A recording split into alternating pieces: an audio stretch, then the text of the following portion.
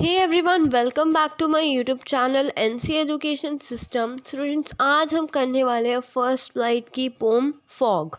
ठीक है, इसका पहले मैं आपको पोएम का सेंट्रल आइडिया दूंगी एंड देन पूरी कंप्लीट एक्सप्लेनेशन दूंगी। ठीक है, तो शुरू करते हैं। इस पोम के जो पोइट हैं उनका नाम आप याद रखिएगा, क्योंकि पूछ लिया जाता है एक्सट्रैक्ट्स के अंदर। ठीक है, इस पोएम के जो पोइट का नेम है वो है कैल सैंडबर्ग। याद रखिएगा क्या है, कैल सैंडबर्ग। अब हम शुरू करते हैं इस पोएम के सेंट्रल आइडिया को कि इसमें बताया क्या गया है। पहले आइडिया जान लेंगे, जिससे आपको कन्फर्मेशन हो जाए कि चलो हमारे को समझ तो आ गया कि पोएम के अंदर है क्या। एकदम से मैं इसकी एक्सप्लेनेशन पोएम की शुरू कर दूंगी, आपको समझ नहीं आएगा। पहले थोड़ा सा अगर इसका सेंट्रल आइडिया पता चल जाता है तो थोड़े से ईजी वे में आप अच्छे से समझ पाएंगे। तो शुरू करते हैं।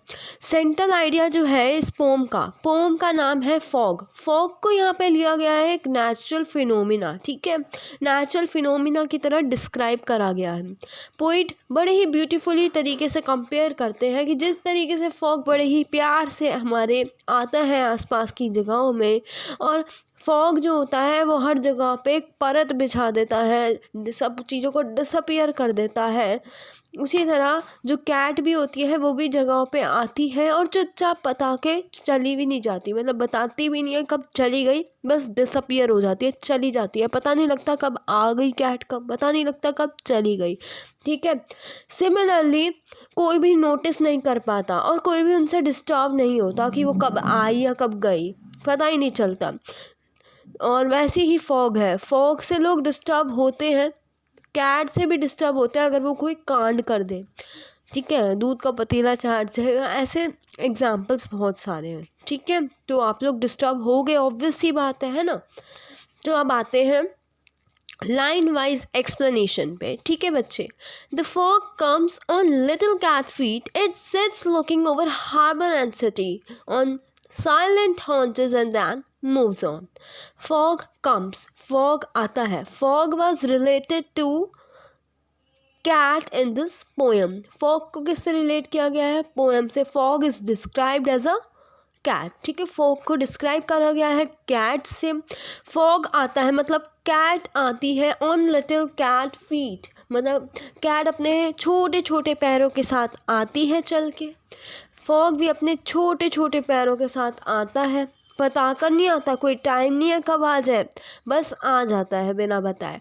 इट सिट्स लुकिंग, वो इधर उधर बैठ के सारी चीज़ों को देखती है, अपने आसपास की चीज़ों को, आसपास की चीज़ों को देखती है।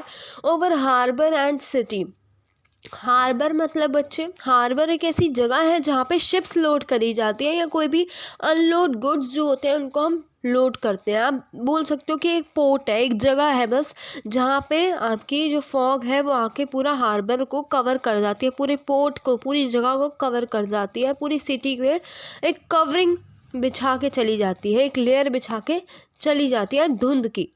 ठीक है, तो यहाँ पे बोला गया है कि पोइट यहाँ कहते हैं कि फॉग जो है बड़े ही धीरे से आता है लाइक अ कैट, और बहुत ही धीरे धीरे चल के आता है ऑन इट्स लिटिल फीट, अपने छोटे छोटे पैरों के साथ।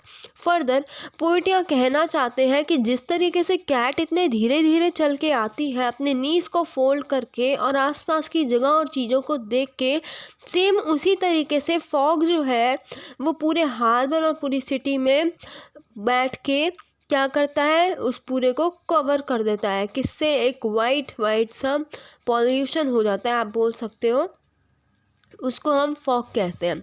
एक वाइट वाइट सी लेयर आपकी पूरी हार्बर और सिटी पे बिछ जाती है। Then after some time just like the cat moves on silently, मतलब जिस तरीके से कुछ समय बाद क्या होगा, कैट जिस तरीके से धीरे धीरे चली जाएगी, जैसे आपके घर पे आई है, नोटिस करो तो आराम से चली भी जाएगी बिना बताए, उसी तरीके से फॉग कब चला जाता है, कब डिसअपियर हो जाता है, पता नहीं चलता। ठीक है, फॉग आता भी बिना बताया है और जाता भी बिना बताया है, उसी तरीके से कैट आती भी बिना बताया है और जाती भी बिना बताया है ना। From the harbour and the city quietly, harbour port या सिटी से कब जाएगी बता के नहीं जाएगी, चुपचाप चली जाएगी, क्योंकि चुपचाप आई हूँ तो चुपचाप जाऊँगी। ठीक है, अब इसकी बात करते हैं हम पोइटिक डिवाइस की। आई होप आपको एक्सप्लेनेशन समझ में आ गई होगी, बहुत ही ईजी पोएम है, इसमें कुछ ऐसा है नहीं इतना डिफ़िकल्ट। तो अब बढ़ते हैं इसके पोएटिक डिवाइसेस जो इस पोएम में यूज़ हो गए हैं। ठीक है, पहला चीज़ तो इसमें एनालॉजी है। एनालॉजी क्या होता है? मेटाफॉर। मेटाफॉर को आप पर्सोनिफिकेशन भी कह सकते हो। क्यों? या पर्सोनिफिकेशन मतलब किसी भी आपके इन्वायरमेंट की चीज़ को अगर आपके एनिमल्स से रिलेट करा जाए या ह्यूमंस भी एनिमल्स की फॉर्म में आते हैं। अगर थोड़ा सा साइंस में चले जाएं तो हम तो ह्यूमंस या एनिमल्स जो भी हैं बच्चे, अगर हम उनका कंपैरिजन करते हैं ना अपने इन्वायरमेंट से, है ना, अपने इन्वायरमेंट से, अपने नेचुरल फिनोमिना से अगर हम उसको कंपेयर करें, कंपैरिजन करें, तो उसके लिए 3 तरीके के पोएटिक डिवाइस यूज़ होते हैं। या तो एनालॉजी बोल लो, या मेटाफॉर बोल लो, या पर्सोनिफिकेशन बोल लो। ठीक है, तो यहाँ पे पर्सोनिफिकेशन यही है कि कंपैरिजन हो रहा है फॉग और कैट के बीच में। कंपैरिजन होना, कंपेयर होना किसी fog is a natural phenomena, cat is a human form, is a human being as आप कह सकते हो। तो comparison of fog to a cat, ये एक पर्सोनिफिकेशन है। और दूसरी चीज़ इसमें क्या राइम स्कीम है? इसमें कोई राइम स्कीम नहीं है। ये क्वेश्चन आता है कि does this poem have a rhyme scheme, तो आपको लिख के आना होगा this poem doesn't have a rhyme scheme as the lines in the poem do not end with like sounds, है ना।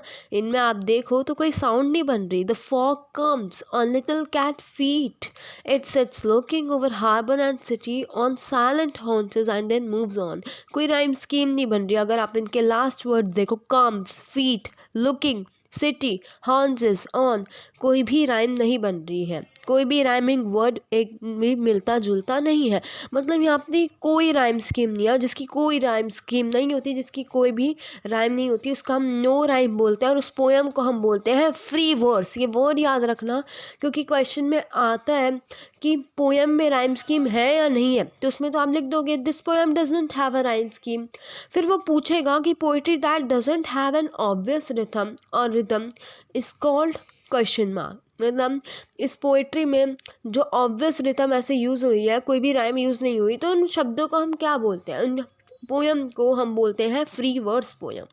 ठीक है, अगर इसको इंग्लिश में लिखना हो तो बोल देना in this poem there is no pattern of similarity in the sounds of the ending words of any of the lines, such a poem is called free verse. I hope आपको poetic devices समझ में आए होंगे। अब आप इसके questions attempt कर पाओगे, इतना मैं गारंटेड हूँ। ठीक है, बहुत ही अच्छी एक्सप्लेनेशन मैंने खुद से दी है। जितना मैं कर सकती थी उतना मैंने अपने बच्चों के लिए करा है। अगर कोई भी डाउट हो तो कमेंट सेक्शन में पूछ लीजिएगा। Till then, bye bye.